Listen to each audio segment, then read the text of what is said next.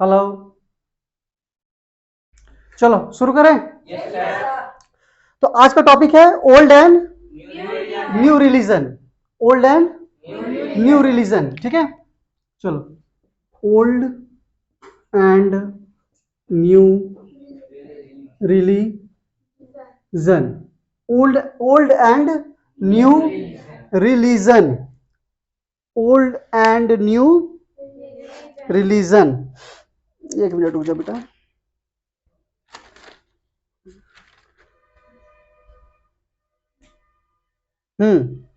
Old and new religion हो रहा है।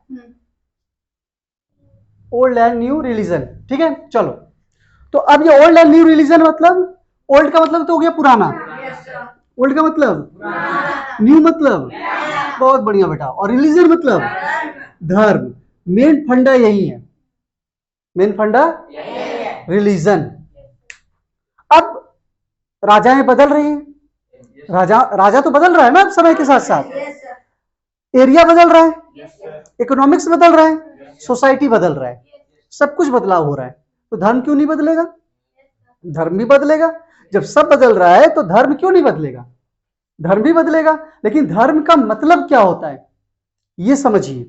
धर्म का मतलब क्या होता है? रिलीजन का मतलब क्या होता है? धर्म का मतलब क्या होता है बेटा? धर्म का मतलब होता है कर्तव्य।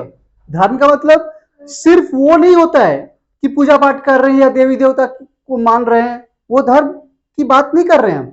धर्म का एक और मतलब ये होता है जिसको बोलते हैं कर्तव्य। जैसे आप स्टूडेंट हैं, आप छात्र हैं, तो आपका एक धर्म है ना। आपके जो पेरेंट्स हैं उनका अपना एक धर्म है। प्रधानमंत्री है तो वो उनका अपना एक धर्म है। तो धर्म का मतलब होता है कर्तव्य। हम एक शिक्षक हैं तो हमारा एक धर्म है, और जो फौजी है, जो बॉर्डर पर खड़ा है, उनका एक धर्म है। तो धर्म पर बहुत सारी बातें बताई गई हैं, बहुत सारी बातें लिखी गई हैं, लेकिन फिर भी लोग धर्म को बहुत कम लोग समझता है। तो जो धर्म को समझा वो बन गया महान, जो धर्म को समझेगा वो बन जाएगा महान, और जो धर्म को नहीं समझेगा वो हो जाएगा बर्बाद। धर्म बहुत बढ़िया चीज है, बहुत बढ़िया चीज है। बुद्ध ने धर्म को समझा, भगवान बन गए। महावीर ने धर्म को समझा, कृष्ण ने धर्म को समझा, मोहम्मद ने धर्म को समझा, बन गए। तो धर्म को जिसने समझा वो तो महान हो गए, और जिन्होंने धर्म को समझा नहीं वो बेकार हो गए। और आज भी लोग कोशिश कर रहा है कि धर्म को समझा जाए, है कि नहीं। तो धर्म का एक मतलब होता है कर्तव्य, और एक मतलब होता है कि आप मुक्ति मिले आपको। धर्म देखो, धर्म बहुत बढ़िया चीज है, धर्म खराब चीज थोड़ी है। हम धार्मिक हैं, खराब बात थोड़ी है। धर्म खराब चीज नहीं है, लेकिन आप उसको कैसे समझ रहे हैं ये डिपेंड करता है। धर्म का काम है कन्वर्ट करना। धर्म का काम क्या है? कन्वर्ट करना। लेकिन कन्वर्ट किस में? हिंदू को मुस्लिम में, मुस्लिम को हिंदू में, ईसाई को मुस्लिम में, मुस्लिम को ईसाई में। ये कन्वर्ट की बात हो रही है? नहीं, ये कन्वर्ट की बात नहीं हो रही है। बात किसकी हो रही है? बात हो रही है कि धर्म कन्वर्ट करता है इंसान को मुक्ति दिलाने में, कि अभी आप इंसान हो भैया तो मुक्त हो जाओ। इसमें धर्म आपकी मदद करेगा, धर्म आपको बदल के रख देगा। सिद्धार्थ का जन्म हुआ, सिद्धार्थ का जन्म हुआ, धर्म का ज्ञान नहीं था, धर्म का ज्ञान नहीं था। लेकिन जैसे धर्म का ज्ञान हुआ बुद्ध बन गए। यह है धर्म, इसको बोलते कन्वर्ट करना। तो लोग उल्टा बोलते हैं, ए हिंदू थे मुस्लिम में धर्म में कन्वर्ट कर रहे हैं, मुस्लिम को हिंदू में कन्वर्ट कर रहा है। अरे धर्म कन्वर्ट थोड़ी करता है, ऐसे कन्वर्ट थोड़ी करता है। धर्म तो बहुत बढ़िया चीज है। नरेंद्र को धर्म का ज्ञान नहीं था, परमहंस से मिले और धर्म का ज्ञान हो गया, विवेकानंद बन गए। गजब की बात हो गई। समझ में आ रही है ना बात? तो धर्म कन्वर्ट करता है, लेकिन महान बनाने में। हिंदू मुस्लिम, मुस्लिम हिंदू, ईसाई मुस्लिम, मुस्लिम ईसाई, ये सब काम नहीं करता है। ये सब धर्म का काम नहीं है। तो धर्म है बहुत बढ़िया चीज, समझ में आ रही है ना बात? तो धर्म को समझना बहुत ही शानदार बात है। तो यहां पर क्या बातें बोली गई है? ओल्ड और न्यू रिलीजन, पुराने और नया धर्म। अब पुराना नया धर्म का मतलब क्या? कि पहले लोग वेद पढ़ते थे, वेदों को मानते थे, वेदों को मानते थे। हमारा प्राचीनतम ग्रंथ क्या है? वेद। वेद में कौन सा? ऋग्वेद है कि नहीं है? तो सबसे पुराना ग्रंथ हमारा ऋग्वेद है। और वेदों में क्या बोला गया है? वेदों में बोला गया है कि मूर्ति पूजा नहीं करना है। बाद में, क्योंकि पहले मंदिरें नहीं होती थी, बहुत पहले मूर्तियां नहीं होती थी, बाद में देवी देवता आ गए, तो कहीं ना कहीं तो धर्म बदला, कहीं ना कहीं तो धर्म बदला। तो जो पहले थी वो ओल्ड हो गई, अब जो है वो न्यू हो गई। तो कहीं ना कहीं ओल्ड और न्यू का तो बात आ रही है ना? तो ये इंपॉर्टेंट बात है जो ये समझाने की कोशिश कर रही है कि ओल्ड एंड न्यू रिलीजन क्या चीज है। ठीक है? तो ओल्ड से न्यू, कि पहले मंदिरें नहीं हुआ करती थी, मूर्तियां नहीं होती थी, अब मंदिरें भी हैं और मूर्तियां भी हैं, है ना? पहले ब्राह्मणों को बहुत इंपॉर्टेंस दिया जाता था। क्यों? क्योंकि राजाओं का सपोर्ट होता था। क्यों? ब्राह्मण को पहले बहुत ज्यादा सपोर्ट मिलता था, राजाओं का सपोर्ट होता था। क्यों? क्योंकि ब्राह्मणों के पास संस्कृत का नॉलेज था। संस्कृत का नॉलेज लोग पढ़ने जानता नहीं था, बहुत कम लोग पढ़ा लिखा था, और ब्राह्मण पढ़ने जानता था, संस्कृत का नॉलेज। तो राजा का सपोर्ट था, और राजा का सपोर्ट था तो ब्राह्मण एकदम अपने आप को समझ लेता था क्या तरीके हम ही तो हैं। लेकिन अब क्या होता है? पहले तो सिर्फ ब्राह्मण मंदिर में जाते थे, अब सब लोग मंदिर में जाता है, सब लोग पूजा करता है। अगर घर में पूजा करना है तो आप खुद से कीजिए, नहीं तो पंडित जी को बुलाइए, वो आपका चॉइस है।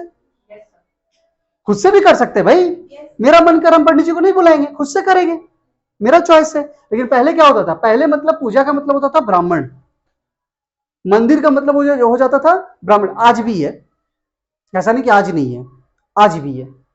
तो कहीं ना कहीं ये चीजें चेंज हुई, पहले कुछ नहीं थी, अब वो हो गई, तो ये चीजें क्या हो गई? चेंज हो गई। तो ओल्ड और न्यू का बात यही है। जैसे आप मुस्लिम को ले लो, मुस्लिम में भी बहुत सारी चीजें चेंज हुई, है ना? कि पहले शिया आया, फिर सुन्नी आया। शिया और सुन्नी किसको बोलते हैं? ये सब आपको एनसीईआरटी में मिलेगा। ठीक है? शिया जो अली को मानता है, अली कौन है? अली मोहम्मद साहब के कौन है? हाँ, सन इन लॉ। तो उनको जो मानता है उसको बोलते हैं शिया मुस्लिम। और शिया मुस्लिम, सुन्नी मुस्लिम किसको बोलते हैं? जो खलीफाज को मानता है, खलीफाज। इसके बारे में हम लोग पढ़ेंगे, एक खलीफा आंदोलन हुआ था, पढ़ेंगे बाद में। तो बात की बात है। तो ओल्ड एंड न्यू रिलीजन का मतलब समझ में आ रहा है आपको? ओल्ड एंड न्यू रिलीजन का मतलब होता है कि पहले जो धर्म थी उसमें कुछ बदलाव हुए हैं, उसमें कुछ चेंजिंग हुआ है। क्या क्या चेंज हुए हैं, यही आपके एनसीईआरटी से लिखना है। तो चेंज में एक चेंज तो था कि पहले मंदिरें नहीं हुआ करती थी, अब मंदिरें हैं। पहले देवी देवता नहीं थे, अब हैं, है ना? ब्राह्मणों को इंपॉर्टेंस ही मिला करता है। क्यों? क्योंकि उनके पास संस्कृत का नॉलेज था। ये सारी चीजें थी।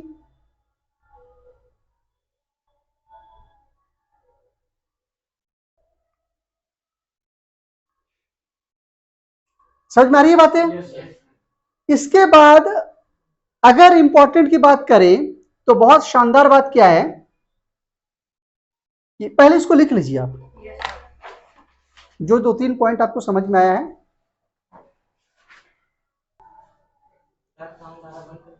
चलो, हाँ उसको थोड़ा सा हटा दे। हाँ ठीक है, ठीक है। तो धर्म को समझ रहे हैं ना हम? थोड़ा बहुत तो समझ ही गए हैं। तो धर्म का वास्तविक मतलब अगर हमको सीखना रहे तो हम क्या सीखेंगे? कर्तव्य। ठीक है? बोला भी गया, बड़ा अच्छा श्लोक है, बहुत तगड़ा श्लोक है। क्या श्लोक है? कि धर्मे च अर्थे च कामे च मोक्षे च। तो क्या बोल रहा है? कितना मजेदार चीज है, आज आपको सीखने का मौका मिल रहा है। धर्मे च अर्थे च कामे च मुख्य च, 4 वर्ड। सबसे पहले कौन है? धर्म, यानी कर्तव्य। पहले आप अपना कर्तव्य निभाइए। आप स्टूडेंट है, आप पढ़ाई कीजिए। आपका कर्तव्य है पहले पढ़ाई करना, पहले सीखना, क्योंकि जब तक आप सीखेंगे नहीं तब तक आप आगे के लाइफ को कैसे बढ़ाएंगे और आने वाले जनरेशन को आप कैसे सिखाएंगे।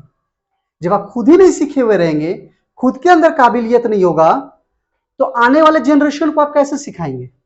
कुछ देके ही नहीं जा पाएंगे आप, बेकार हो जाएगा पूरा लाइफ। तो सबसे पहला कर्तव्य आपका क्या है? स्टूडेंट।